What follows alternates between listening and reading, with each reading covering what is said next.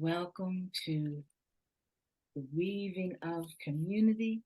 I am putting information that's important for you to know about me in the chat, but I want you to see me like I see me. I think that's why this whole thing started, right?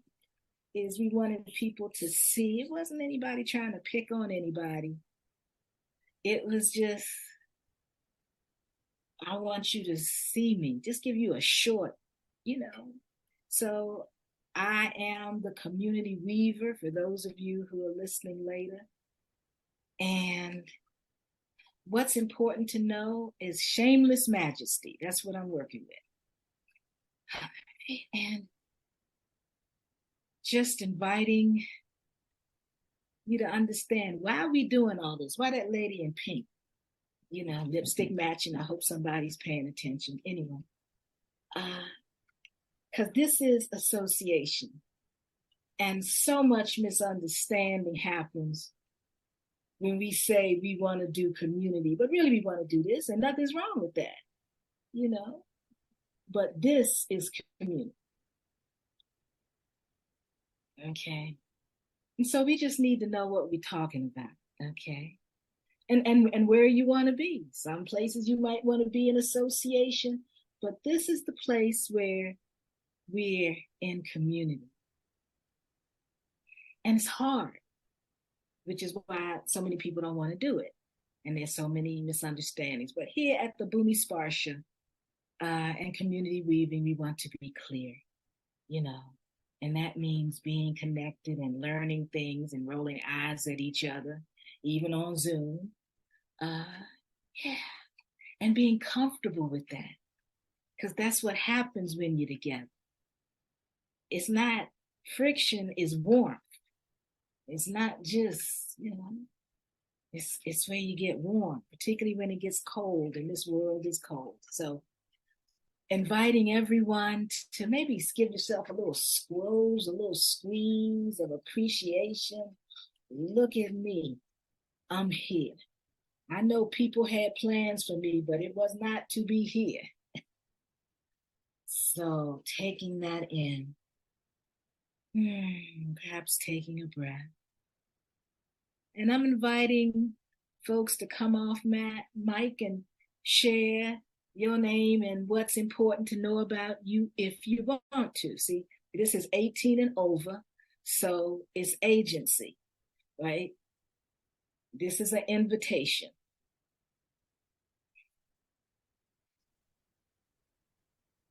Sharon, bowing in, as I learned from Sister Ayesha.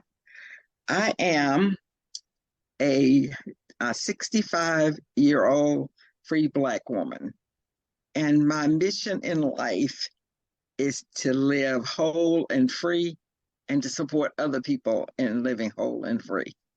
And I am in the process of letting go of everything that doesn't support that mission and embracing and acting on things that support that mission and bring me joy, because what's meant for me is marked by the energetic signature of joy.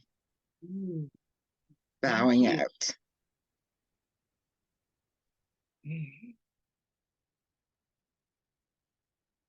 I can't help but be inspired by you, Sharon. My name is Eric, and I just wanted to share that I missed y'all last month. So thank you, Eddie, if you watch this recording. Thank you for stepping in and providing the tech host love. It was deeply appreciated. Because I was with a bunch of teens in Louisville, Kentucky, thinking about this mindfulness thing. And it was an incredible blessing and privilege. And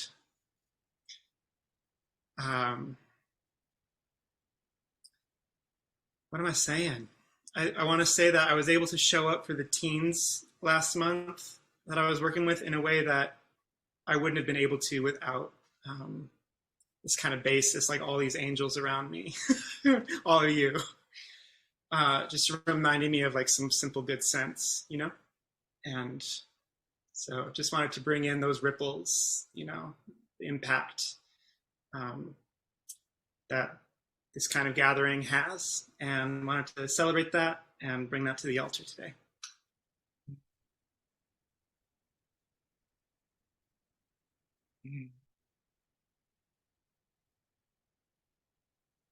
I'll bow in. Andy, it's so good to see you all. I'm just going to say that I'm on my 3-year journey of that I've been doing for 3 years in earnest of prioritizing my well-being, which has turned into prioritizing divinity, which has turned into prioritizing liberation work for myself and others, which has turned into I don't give a fuck about anything else. And that's problematic when you're raising a teenager and are the breadwinner for the family. And that's okay, because every opportunity provides grist for the mill, for things to work on, to be better at. But I had a moment yesterday where I realized that I was hoping for the thing that I've been hoping for since I was a kid. And 3 years ago, I had given up on it, you know, for 18 years. This is when I left the Catholic Church, and because it was untenable, you know. I don't have to go into details. And I wasn't doing all that much Catholic stuff, but deep in me was like, you're not alone, you're held. And so I had this experience 3 years ago after my best friend died on her birthday. I was showered with love. Some of you may have been in the Love and Rage course where this happened, and I showed up saying, what the fuck was this? And people were like, ha, ha, ha. You had like an awakening. So I was like, God exists. Divinity's real. And so massive prioritization. But, you know, it's like, it's in the pots and pans. It's in the laundry. It's in the cracks. It's in the dirt. It's in the mess. It's all there, right? But every once in a while, I'll have a moment of spaciousness where I feel love and I remember. And that hasn't happened in a little bit. And so yesterday I had a moment where I was feeling very sad, where I was realizing, no, you are all alone in here. Like, that's the thing. Like, we're all in the spaciousness, but in our own flavor, you know, and I'm looking to live there, which is slowly becoming here. And I'm like, well, when I'm there, I'll be with others. But I'm waking up to, like, in samsara, there's not a soul you can bring there. You live in a certain amount of complete isolation and aloneness in there. But then when I have like experiences of spaciousness, then I remember, like, aloneness is not real, you know. Aloneness isn't real. So I'm in that period of time where I'm just remembering that I will remember that, which I guess is what faith is. And I'm just trying to not be annoyed about the burning, heavy pain of the gift of the goddess. You know, the gift of, I was watching Lama Rod's what is it now, like the resting in the mother or something, the mother, and the gift of the mother being just an intolerable burning that is actually tolerable, or you wouldn't be having it and complaining about it. And then I thought to myself, but I'm not alone, because my Sangha knows what I'm talking about. My Sangha is actually here, even though I don't get to feel them being here. And I thought about you, Mama Ayesha, and I thought about you, Sister Sharon, and I thought about you, Eric. I thought about you three specifically. So it's nice to be with you.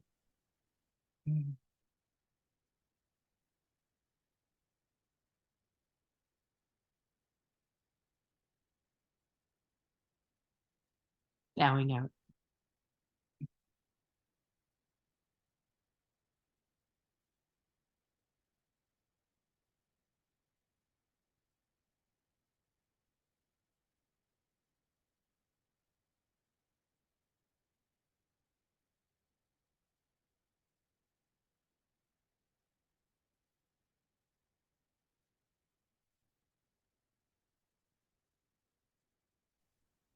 Hi, Sangha. It's Elizabeth bowing in.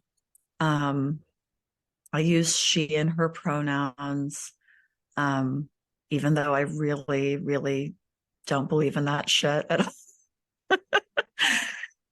all. And maybe what would allow people to see me today is that I'm a little bit distracted. I don't know, evening or afternoon practice or anything like that is always such a different experience for me than my morning and routines. And but this is such a valuable community to me, and really, like many people are expressing, just at the core of my heart and my practice. And I'm glad I was able to show up.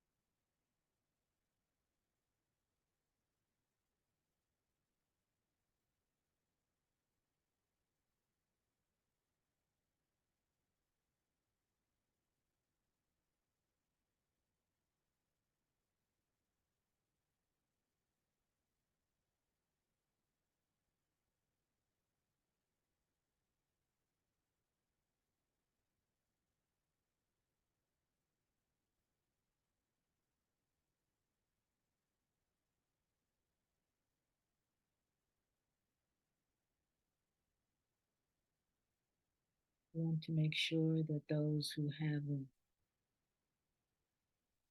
shared, brought anything to the altar yet, know that you have the option of putting it in the chat and holding it in your heart. So take a few more inhales. So I'll just say hello, everybody. I turned off my camera because, well, actually, I'll turn it on for a minute. So I am working on this project where I'm sorting all these photographs, because all you young people, you used to print them out. Oh, yes. So, and I had a number of floods in my basement that caused a lot of these pictures to get into complete disorganization. So I'm sorting stuff out to get it all digitized. And should I say it? I'm up to 1996. Was there anybody here that wasn't born yet in 1996? Okay, so that's my son in 1996. January 1996. So I'm going to have my camera off because I need you all here while I'm doing this. I'm only up to 1996. I want this done. So I think everybody's met me before. I'm Laura. I identify as a sassy ass spiritual bitch, incarnate in a physical body that is both racialized and sexualized by the culture I live in. And I use the pronouns he and kin just because I don't want to go that other direction. And it's good to be with you all here today. Thank you for helping me with this project. someday. Because you know what? At some point, you stopped printing them out. So I will get through this before before another decade or so. I'll get out of this. So I'm almost there, people. Thank you for helping me. And that's Laura bowing out. Thank you for bringing us in to that activity. Yes, that's a blessing.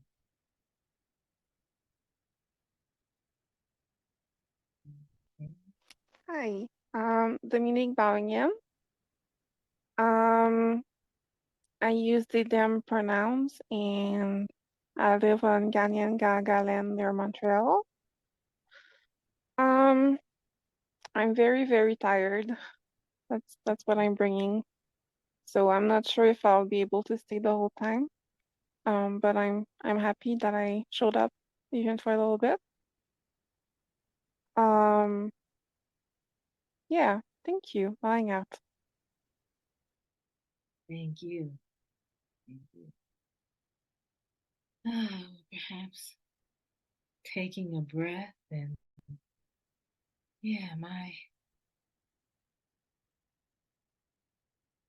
this offering, this connection with breath, with love. We're not here by ourselves. You're not home by yourself, and we're not here by ourselves.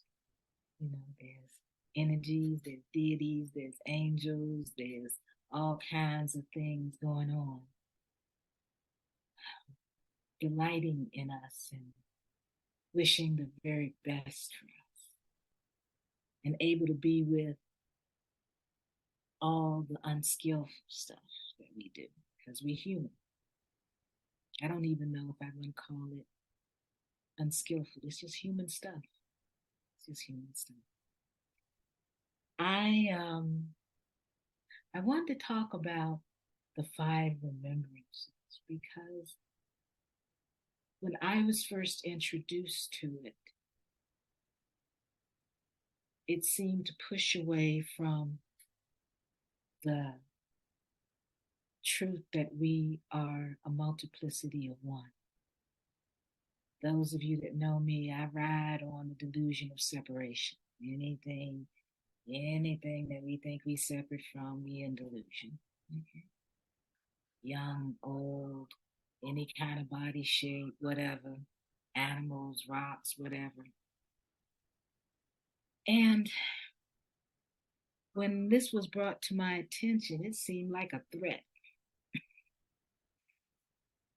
Like a teacher telling you, okay, here's the homework, you better get it right, or you gonna get an F. You don't get to be awakened. The Five Remembrances, I just shared with you how I came to it. You're gonna age. It's inevitable. You're gonna age, and then you're gonna get sick, and then you're gonna die, and then you're gonna lose everything, and then bad stuff is gonna be happening. And those of you that know me, I went, well, shit, that doesn't seem helpful. That seems like a threat. Much like you got to sit crisscross applesauce, so you really not, doing nothing. That's perhaps another talk. And so I would invite you to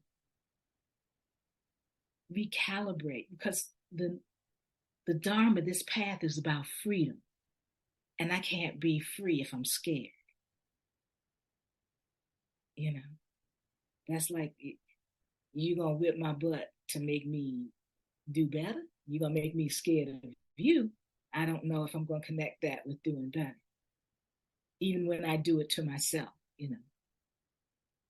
my leg is cramped. I need to go to the bathroom.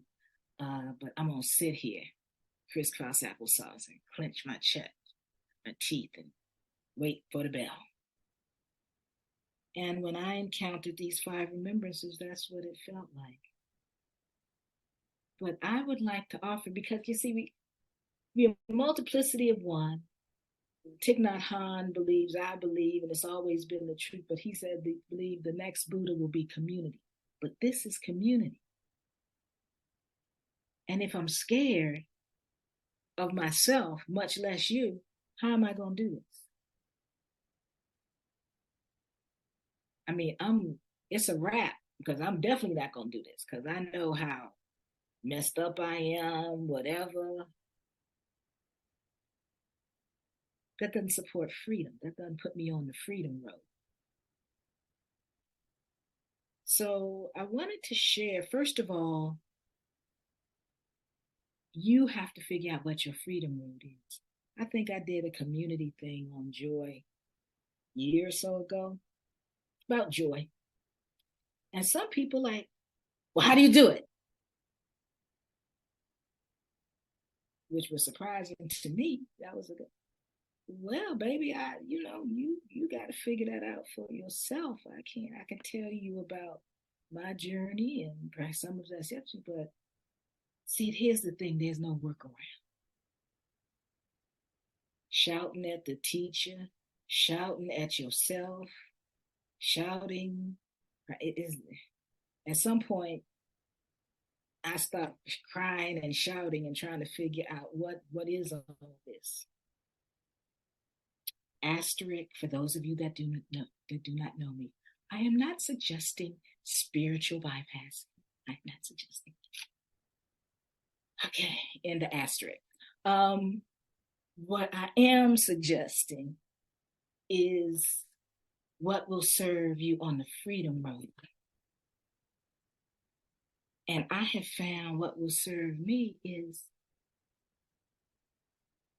what will support my courage of this scary thing of being aware. Because that's what the invitation of the dharma is. And it requires courage, which is like so many people want to be unaware. And these remembrances is, like when you were about to hit 18 or you were about to have that first menstruation, some of you sat down and I had thoughts about how it was going to be. Evidently, I thought all the blood would drain out and then you get new blood and there you go. You was through. Okay. Because you be thinking things and eventually somebody said, look, baby, this is how this go. Okay. This is how this go. And this is the Five Remembrances. It's not a threat. It's not a threat. It's just, I love you and this is how this is going to go. So, and I would encourage you to, what will allow you to do this inside and this outside? Because this language, as I believe, many of we've talked about this. This was brought from men sitting on a monastery being fed by women, so, they have I'm not saying they don't have some wisdom, but it comes from a certain place. And, it's like, I don't know, spiritual Marines, they like it rough, But this is how I have worked with the Five Remembrances. I am of the nature to experience aging. It's a gift, and nothing is wrong. Nothing is wrong.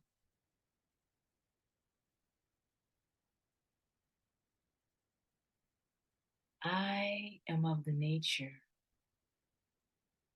to experience dis-ease in my body and tumult in my mind. It is inevitable, and nothing is wrong. Nothing is wrong.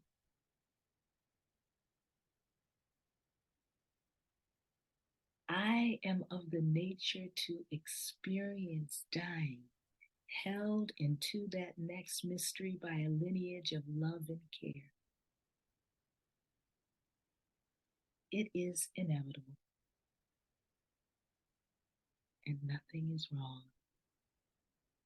Nothing is wrong.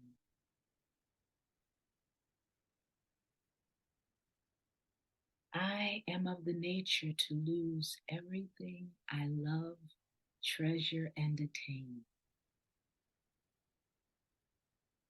I am part of a river of impermanence, and nothing is wrong.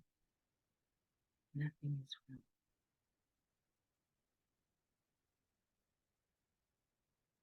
I am the owner of my actions and live through my actions. Whether they be skillful or unskillful, I have an opportunity to awaken into the ocean of compassion into which I rest. Waken into freedom and courage as I am present to the consequences of my choices. By relying on the compassion of the Buddha, the wisdom of the Dharma, and the support of Sangha, may I awaken to the pure light reality as it is and liberate all beings.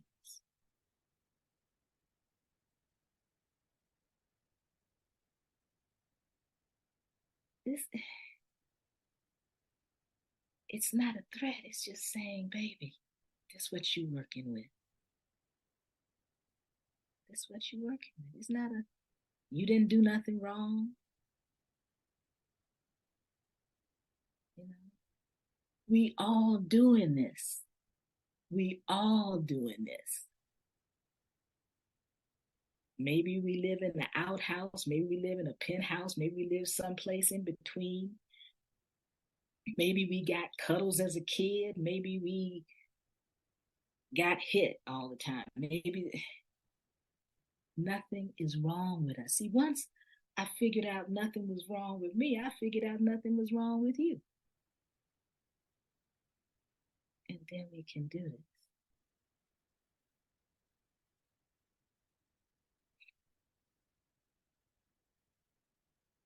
Fear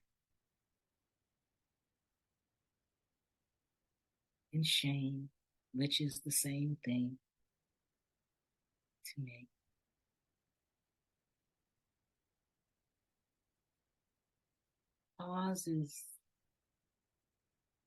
Cause me, I believe it caused a lot of people to turn on ourselves, trying to run away from what?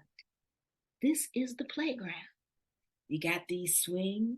And by the way, I don't work with these like, you know you're going to die, right?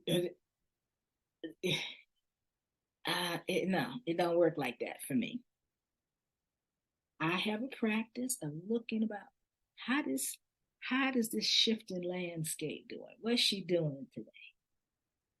I still got my teeth. I'm first one, me and my brother, first generation to be rolling in at 70, at 68 with most of our own teeth. What?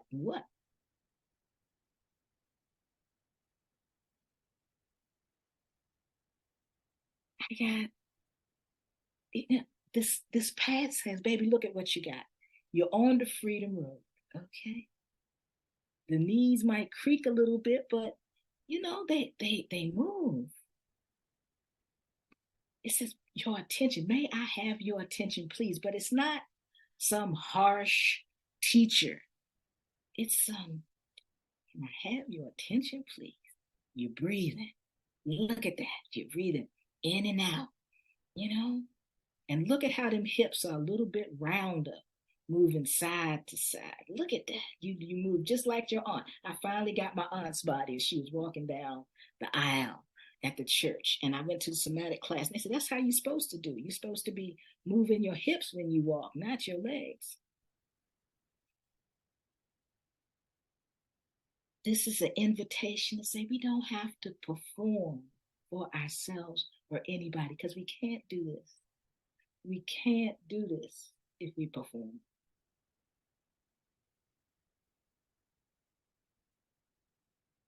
I am of the nature to experience dis-ease. What? Oh no, that's not supposed to happen to me. Well, maybe it will, maybe it won't. Most of us, it has happened and will happen. This is an inoculation of that second arrow, if we work it right. Okay, because shit be happening to everybody. Some horrible shit be happening to everybody. horrible shit has happened to me. And people that, think, well, what happens if I let it go? Well, but baby, it's already in the past. So what you're invited to let go of is your identification with it. It's not that you're not going to be, I'm not talking about the healing process, but how can I heal when I keep taking the scab off and showing everybody, showing myself? I would make that phone call. I would reach out. I would paint. I would, but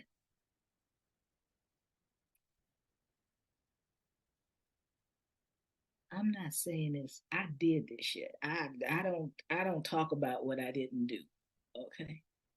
I know about the grasp of fear to even pick up a paintbrush, a pencil.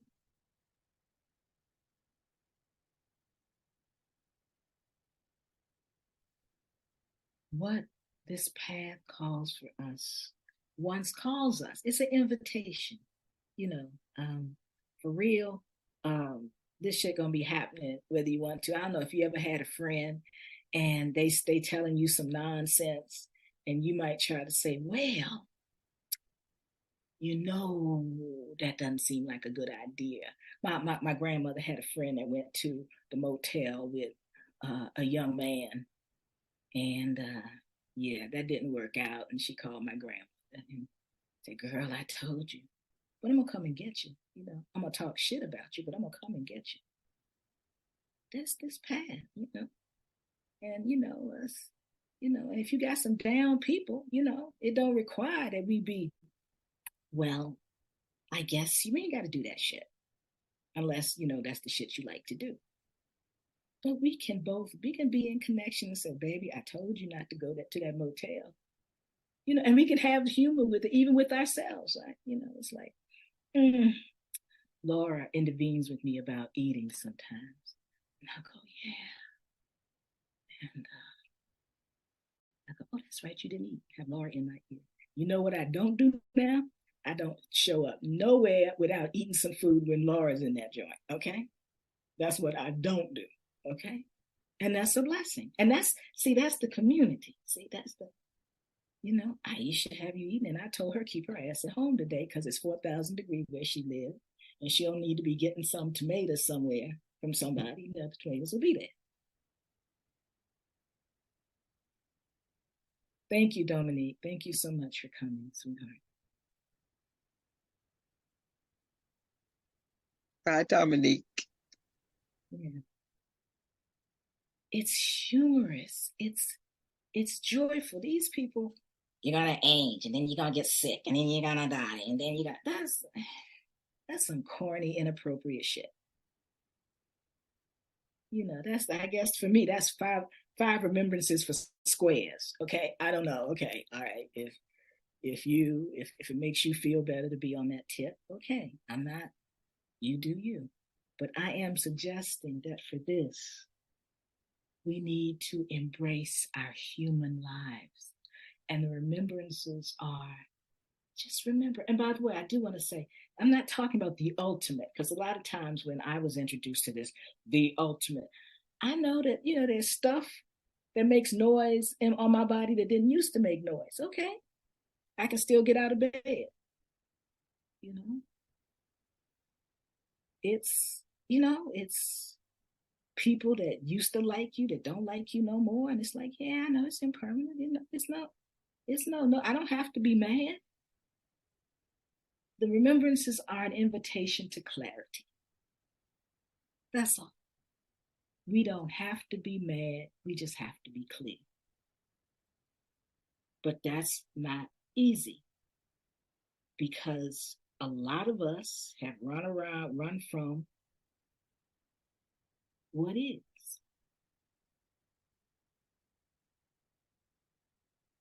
What is. What is for me, black-eyed peas and collard greens and cornbread. And yeah, put a turkey neck bone in the collards. And that's what it is. You know, and our lives are so juicy if we can be with this playground of our human existence, whatever's arising. You know, my ass can't make it out of bed today. Oh well. You know, and sometimes shouting, fuck, fuck, fuck, ouch, ouch, ouch, it hurts, it hurts, it hurts. Nothing is outside. Nothing is to be run from and I got to get myself together. No, you don't.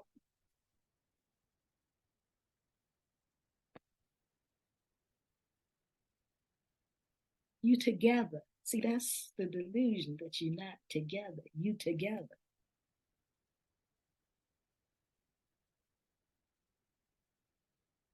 We're so hard on ourselves, which makes us so hard on each other.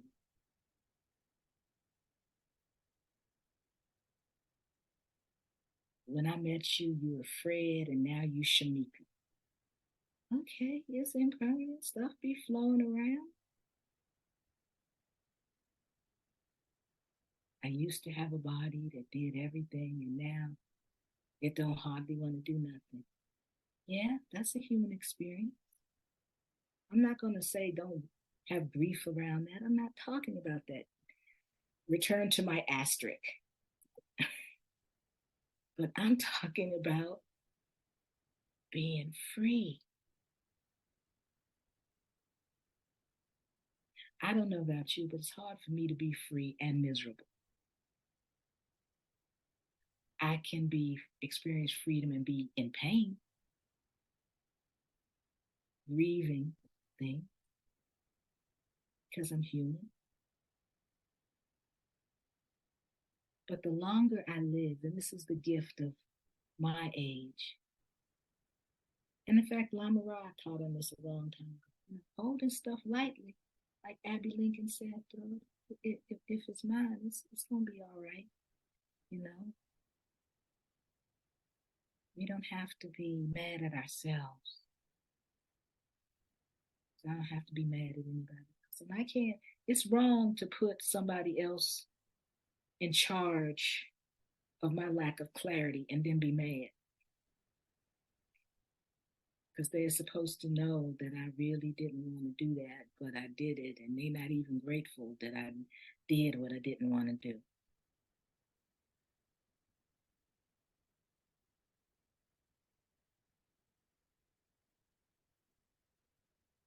See, if I accept, it's different now. You know, I used to be able to run the street, 3 hours of sleep, drove cross country a couple times, went through the Mojave Desert without air conditioning, but that was then. Now I delight at walking around the lake. Sometimes I enjoy picking my cherry tomatoes and put them in the salad. The joy don't go nowhere. It's not, I used to could. Because the Dharma said, what you got? I know you used to have lobster, but look at these beans and rice. Look at what you got.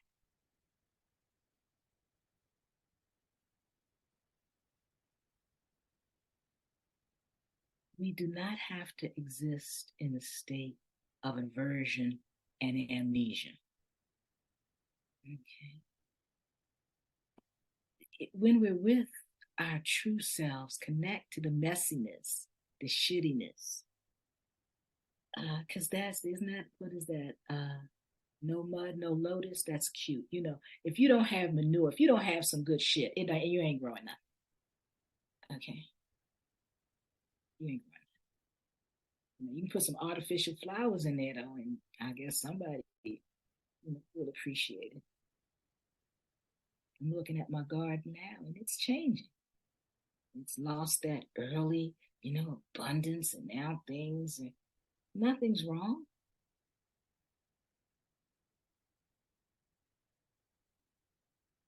Yes, Sharon. I'm showing up who I am, and I'm a talker. So I don't know if this is the place to talk, but some of the things that you're saying are connecting with my kind of current growth edge, and I am just becoming more conscious of living in the evolving landscape that is my life. There is nothing that's the same in my life as it used to be, or because I live in impermanence, and at 65, I'm just very aware of that. But I wake up every day to new joys and new blessings, as well as new challenges and new surprises in every arena. And I'm embracing the beauty and pleasure of engaging with my days as they unfold, because there are many surprises that in the past I would have gotten frustrated because I wanted to predict how everything was going to go and control it. And now I remind myself, now, don't think I'm walking on water over here, because I'm not doing it 100%.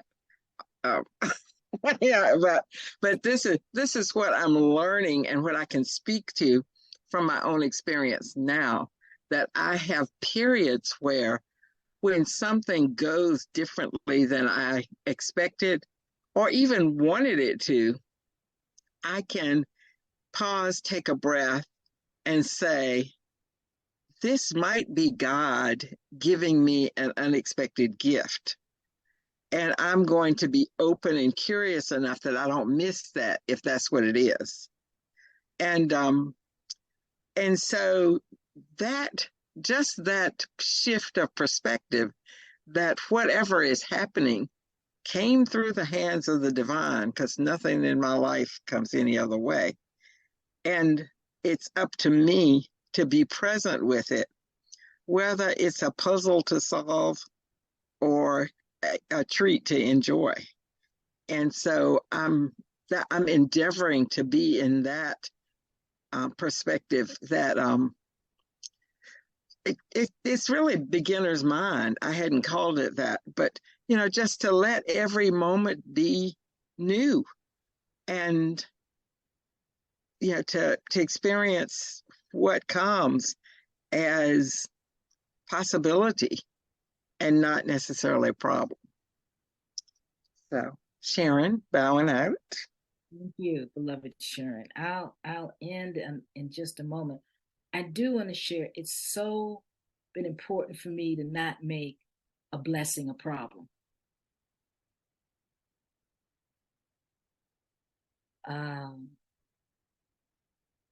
Because, and I talked about this the other week, our minds, that left brain is always looking for what's wrong.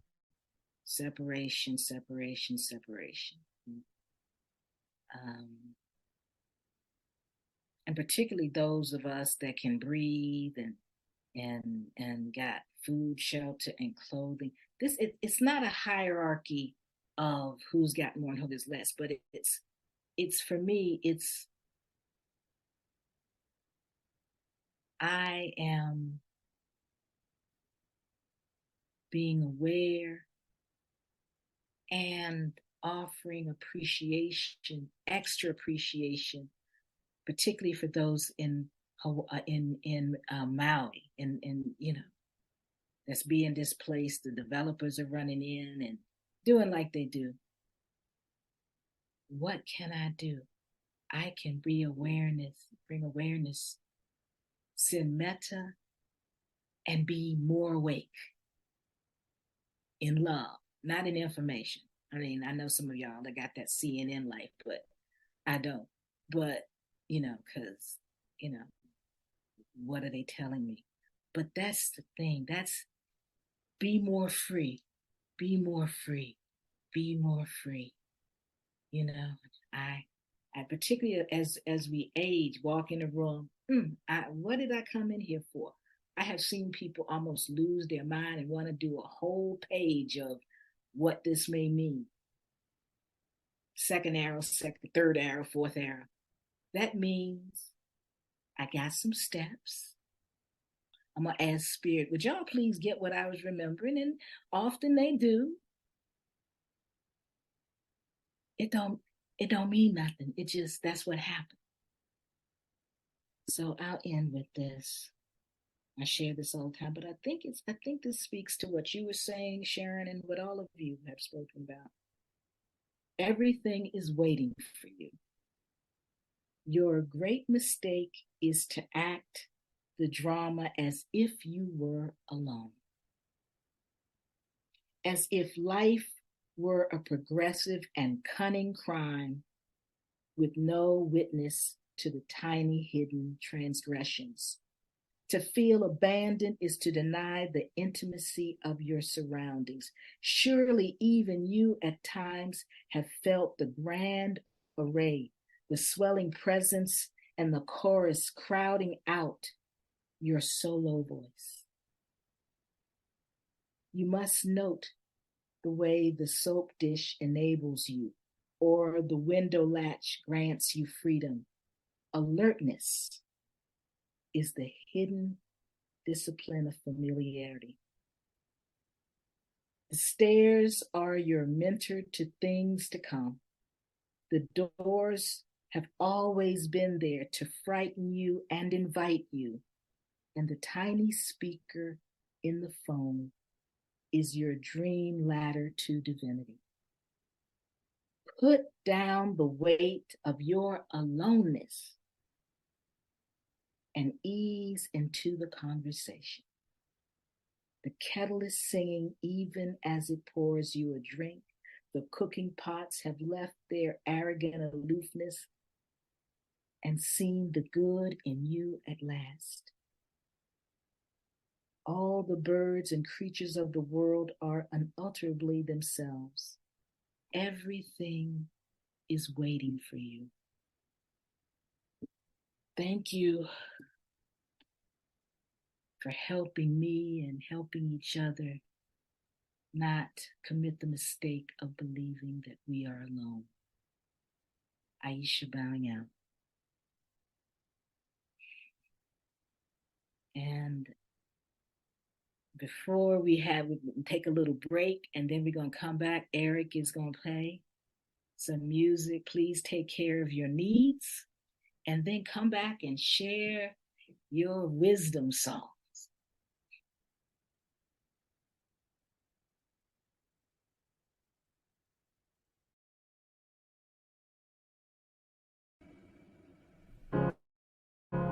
You're broken down and tired of living life on the merry-go-round, and you can't find a fighter, but I see it in you, so we gon' walk it out. Move mountains, we gon' walk it out and move mountains. And I'll rise like the day. I'll rise unafraid. I'll rise up, and I do it 1,000 times again. And I'll rise up, I like the waves. I'll rise up, in spite of the ache. I'll rise up, and I do it 1,000 times again.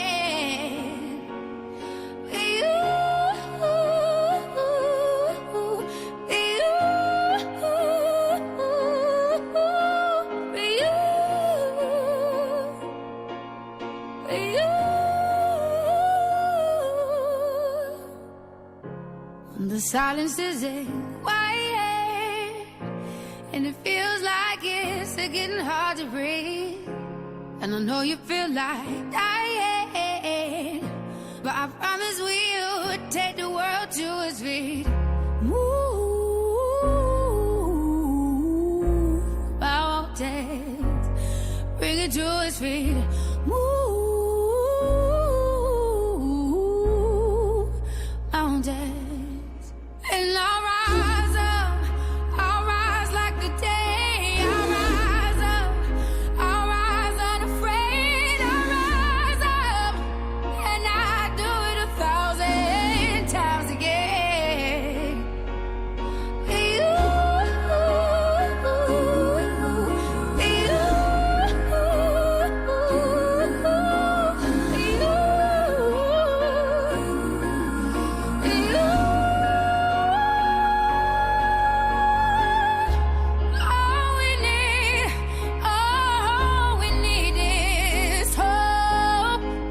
We have each other, and for that we have each other, and we will rise, we will rise, we will rise,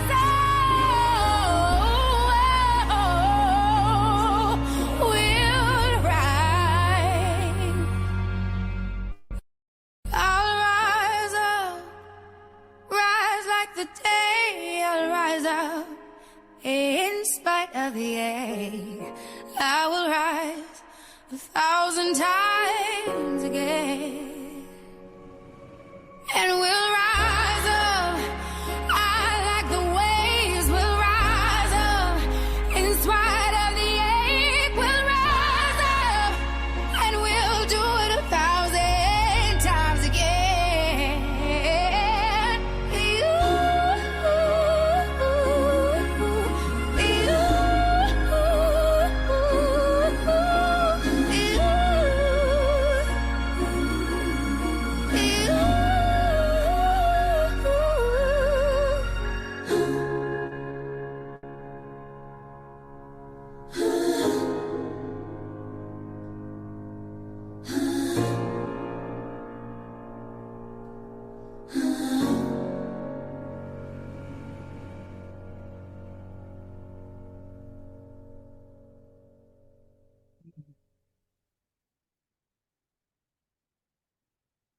Thank you, Eric, so much. And all of you. So, yeah, come on in as you will or may. What happens if two people start speaking at the same time? Nothing. That's what's going to happen. Nothing. Somebody's going to speak. Somebody's going to step back. You know, that's all that's going to happen. Okay, I'm done. Ayesha Banya.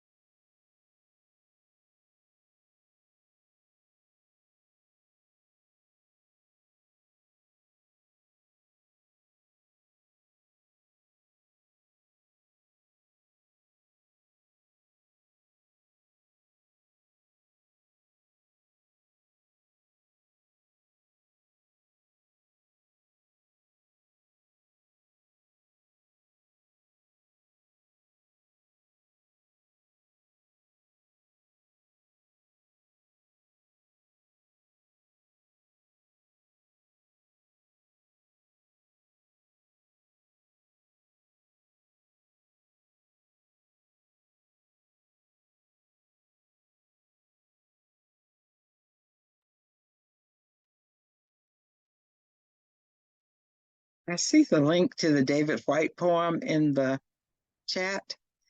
Eric and I met a young man. Okay, he's a college professor, so not that young, but comparatively speaking, this week who had never heard of David White. And so I emailed him one of my favorite David White poems, and I'm quite the fan of David White. So thank you for making that connection for me, that thread.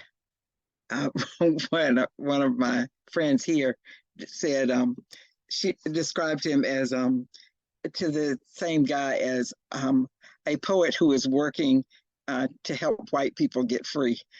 And so I said, well, I think he's working to help everybody get free, but okay. So much of the music, the poem, and the words that our beautiful Ayesha spoke weave together in my spirit to acknowledge, all the ways that we get to embrace living free in an unfree world. So thank you for being here, for allowing me in this space, even though I didn't know the rules and I interrupted the talk from Sister Ayesha. I didn't wait till the community sharing time, but I'm really loving being in this space with all of you and sharing your joy and your seeking, because we are a community of seekers of freedom, and that is so precious to me, to have these people who are each in our own way endeavoring to live free in the unfree world and to support each other's freedom. So I love you and I honor you, and I'm happy to be here. Bowing out again.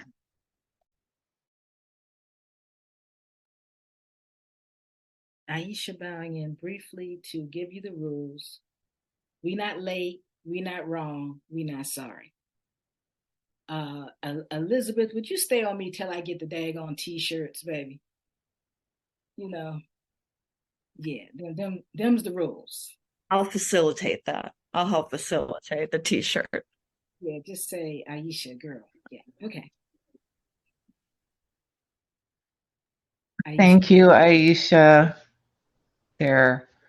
Just, I think about that, about not being sorry and not being wrong. And now I'm like aware of how many times I apologize. I apologized to the dishwasher like last week. I don't know what I did, but like it's so ingrained. I'm apologizing to inanimate objects now. So I thank you for the teaching.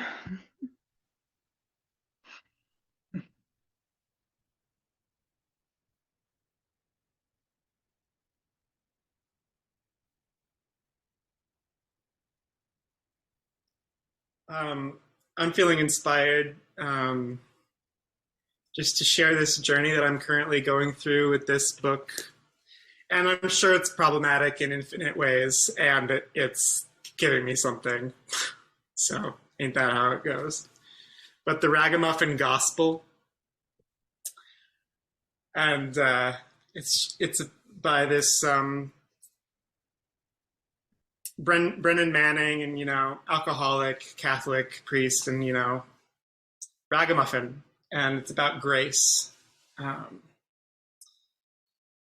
yeah, if you really knew me, you'd know that my identity as a Christian was very deep, continues to be very deep, and is only getting deeper. As there's it's not so interesting for me anymore to be oh, this is my dharma and Buddhist side, and this is the Christian side, and they're different. It's just exhausting. And frankly, I'm not saying this, everyone be free. This is just my medicine in this moment. But I don't know all the time if in Dharma communities we know how to talk about grace so well, what grace means. And so, I just want to say in this space, and to be accountable to deepen in my ragamuffin dharma, ragamuffin gospel, ragamuffin practice. And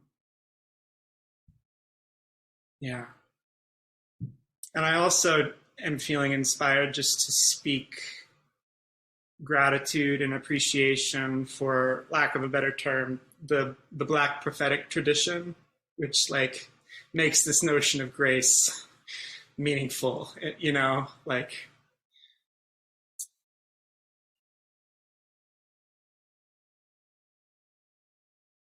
in terms of what the Black experience in this country, and this can be said in all different kinds of ways, like teaches you about, like, you know,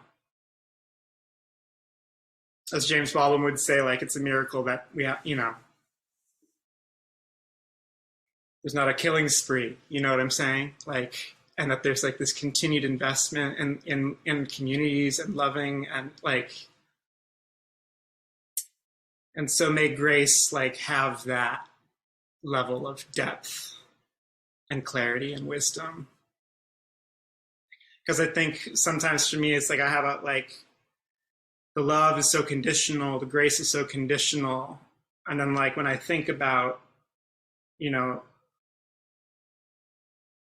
what Black folks have taught me about what grace really means, and it just kind of breaks, like there's nothing else in my conditioning that can like hold it. And so then it like breaks something in a way that feels healing to be broken, if that makes sense. I apologize if that was just a bunch of spaghetti or something. Not spaghetti. Yeah, but just really, thank God for grace, and for the people who teach us like the deepest,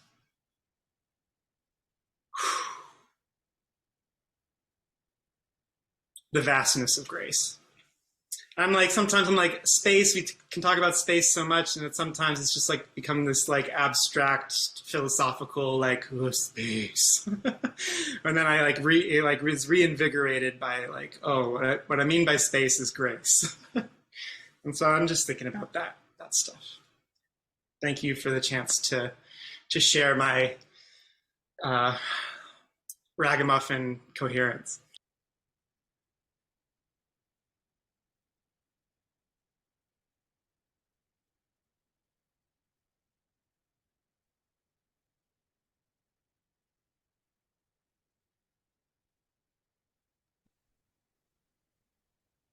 Thank you, Eric. Thank you, Miss Ayesha. There's so much wisdom here, and I think so much I'd love to share and speak on, like so many things. I mean, I just have to say, it's humbling to be a part of this community, honestly, where we show up the way we show up, where we practice the things that we actually, you know, that we aspire to. We're living like the freedom in real time, like right now. And I notice it because, you know, I also walk down the street and it's different, you know. And yeah, it's just a blessing. It's just a huge blessing. Hearing about the Five Remembrances from Her Majesty, really, I was able to do some study with Her Majesty in a previous incarnation of this teaching. And it, I'm so grateful that my first exposure to the remembrances was not the switch on my back. Instead, I got to hear it through this frame that was so much medicine to me, as I endeavored to become free from what, you know, what does our poem call it? Believing that I have no witness to the tiny transgressions. I love that you brought it again, Miss Ayesha, because I heard, you know, 5 new things this time. And definitely something really alive for me in a relationship and a sibling relationship is, and those will really fucking get you, right? The siblings. And then when you thank you, I look, not a day over 27, but it's actually, once you get into your 40s and all of a sudden you don't feel about your siblings the way you did when you were 15 or 5 or whatever, it's just different. And anyway, sorry, that was just like some verbal talk about spaghetti that just spilled out. But my craving, my attachment to like wanting the witness of the tiny transgressions, and I think that applies a lot as I look back on life, my stories about my trauma, like what the school did to me and or whatever. But I also really appreciate the application of our remembrances to our relationships. Like this piece, I think I'm still working with, talk about transgression, where like we're allowed to fuck up and we can be accountable and we can be cared for and held and loved while being held accountable, and that's why it's really light. You can't see it, but I love this cool color. My shirt says abolition is creative. It's from this amazing collective. I'll I don't know, advertise it to everyone somehow or something, called Forgive Everyone. But we got to be creative, right? And this is the making of that. I know sometimes I second arrow myself because I'm like, well, I'm not cultivating this perfect like openness and love and presence for like everyone out there the way I do it in here, but also it takes being met, right? In our intentions. And I think that's what part of like a magic here.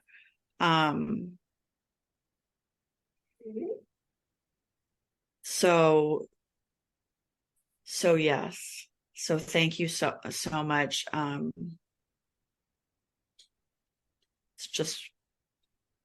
It's all a big gift.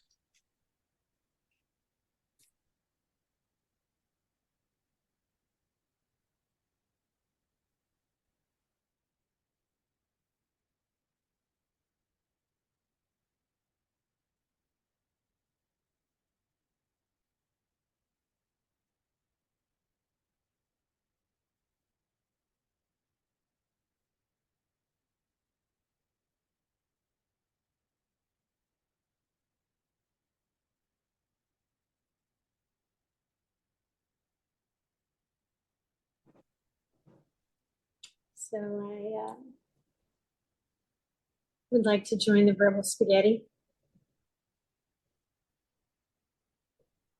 And it really feels like spaghetti and it's slippery, and I don't know if I can even hold on to it enough to be articulate, but I'm going to give it a shot. So it feels like there's two veins. One is what Ayesha said and what others have said about not what I'm going to call just observing what is, and then not making it something else, not having to describe it as right or wrong. And that's really an area where I still do a lot of work, because as soon as you're like a healthy, fit person jogging around in the world that gets a chronic degenerative disease, people immediately start to make it right or wrong. They try to make something out of that. And you're trying to figure out how to live. And all of a sudden there's these arrows, speaking of arrows, that say, oh, now we're going to categorize this for you. And I want you to live up to that, please. Please live up to the wrongness of this, to the rightness of this, the way I perceive it. And for whatever strength or weakness that I have, even though it's been 19 years. I still work with that every day. And, you know, there's a wondering of like, well, how much of that now is my arrows? Just thinking this is coming in from people, you know, when I need to figure out how to just forget about all the arrows. Just let all the arrows go, because I don't actually really care. You know, initially, you're trying to figure out how to still be in relationship to people who are now shooting arrows at you. But you get past that point. You know, I'm way past that point. And I just don't really care. So, but I still seem to have some arrows. So, you know, that's kind of the other part, that it's really important to have a community that I can be in where it's just what is, that I still have some arrows, as opposed to a lack in my practice or whatever, you know what I mean? That there isn't going to be, or a teaching, oh, well, what you need to do is you need to read the Sutta, you know? Which I just want to say, if anybody wants to join the book group, what are we calling it, Ayesha? Trash in Buddha's words. Yeah, trash in Buddha's words. That's what we're doing. Because Buddha, as far as I can tell, and I certainly have a lot more reading to do, Buddha starts off saying, you know, there's suffering, death, dying, illness, and then there's the mental construction around it. And then he doesn't really want to talk about illness and pain anymore, like the way that you experience it. And all these Buddhists for all these years have been interpreting that as meaning, well, then your experience of pain is a mental construct, to which I just don't have enough profanity to fling back at that. It's like, no. The fact that I experience pain does not make me less spiritual, less aware, less enlightened. It just means that I didn't hit you hard enough last time. I need to hit you harder so you get it, until you get this. So it's good to be a place where I can come and say those things. And the tech host isn't like, oh my God, booting me out of the conversation. Oh, eject. Put her back in the waiting room. Turn her mic off. You turn your mic off. Mute her. What's wrong with They're doing in Florida, yeah. She's being honest about pain. No. Don't you know the rules? She's deluded. We all know pain is illusory. There's no such thing. There is no. Right. So, gratitude. Mm-hmm.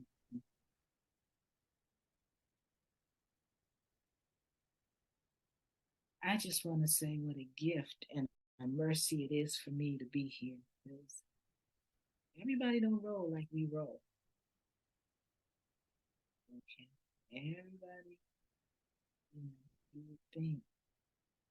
I just, some of the greatest, the real gospel singers, I'm not talking about the ones trying to get a contract, but the voice is husky because they was drinking whiskey for so many years. It's, people have gone through stuff. I think that's the gift, at least of my culture, is people go through stuff.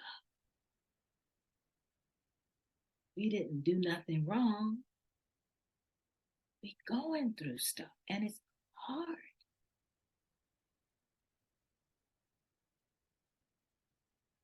It's hard.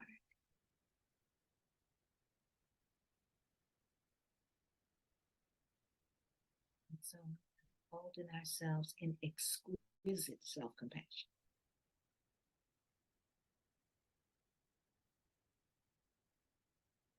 Because the dinosaurs didn't know that the meteor was coming. we know the meteor is coming.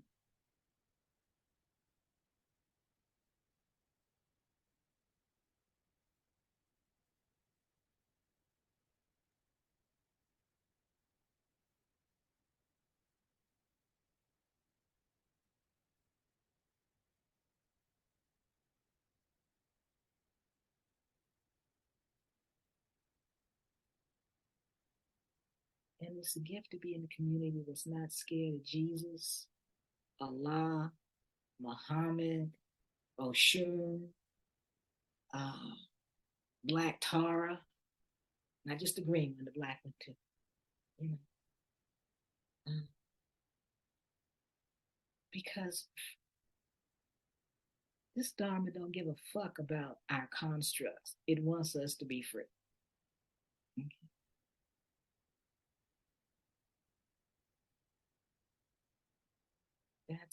That's the call.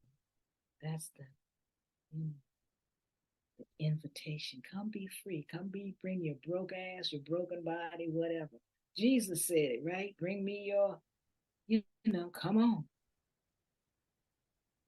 Cause that's what it is to be human.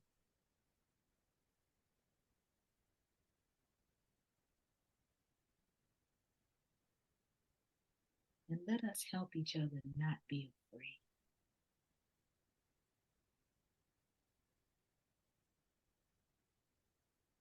How you doing today? I'm all fucked up.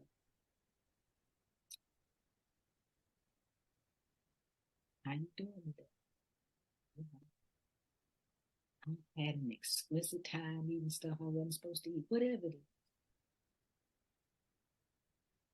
And can come with each other, and nobody has to go, oh no, I can't say that I hurt for the 3,037th time because people can't handle it. I'm inviting myself and all of us not to listen, find that mistake of thinking, well, no, I can only come when I'm outside of the Five Remembrances. I guess I'm not going to see you and you're not going to see me because this is where we at. And I'm just saying this because these people are pushing fear like dope dealers. And telling us how to be afraid of each other. I know we're about going on time, but I just want to share this because, I've been working on my shit and I noticed this brother from Alabama, he's a motorcycle rider and, he got the patches, got his posse, and I guess, he's got a YouTube channel. And they say, yeah, you all good in that, but you can't go to Sturgis, South Dakota. And he got his locks and his Alabama twang. He said, how come I can't go? So he gets on his Harley Davidson and, and he gets Fat Girl. I guess that's her handle. And Long Tom Slim. And they go to Sturgis on their way to Sturgis. And I'm waiting. I noticed I was watching, and I'm waiting for something to happen. And he said, oh, well, a thing happened. No. Clutch went out because them heels. You know what happened when he got to Sturgis? Then white people loved him up. So, let me show you something else. He got a tour. He got a old white dude showed him how he covered up his tricycle or whatever. I'm just saying, most of us are not waking up in the morning to fuck over each other. We're not doing that. Black, white, whatever. We're not doing that. We're not going to say, I don't care how much you hurt. I don't care. We're not doing that. So why are they pumping that story so hard? And it made me check myself. I went, that's my experience. I took my little ass all over highways and byways. The only problem I had with white people is they wanted to feed me to death. It's not always that way. But who said we can't be free? Who said we can't go to Sturgis? So I just would invite us to stay together in all our messiness as best we can, because nothing is wrong with us. Nothing is wrong. Nothing is wrong with most of the people in Sturgis, South Dakota.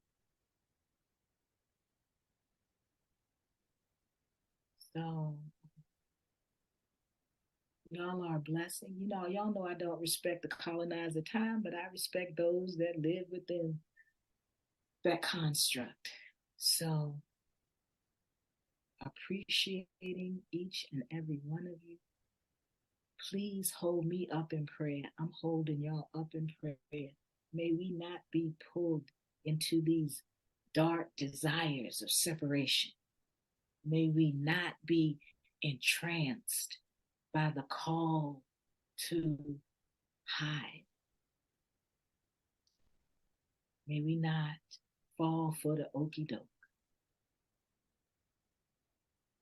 And may all the energy that we've shared with each other, all the energy that spirit is moving around and touching each and every one of us, blessing us, may that energy move up into all realms, touching all beings, awakening them to the truth